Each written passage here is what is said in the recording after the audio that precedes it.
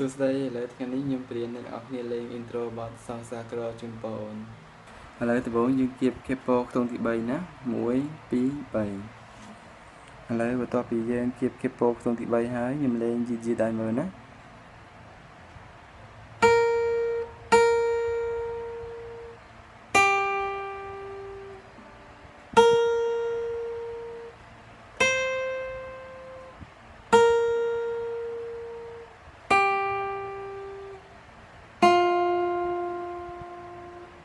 ឥឡូវយើងតទៀតណា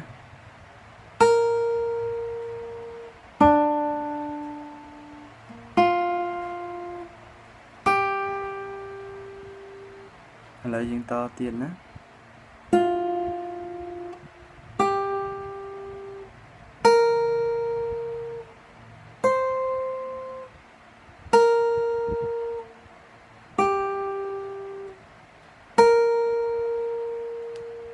ឥឡូវចុងក្រោយណា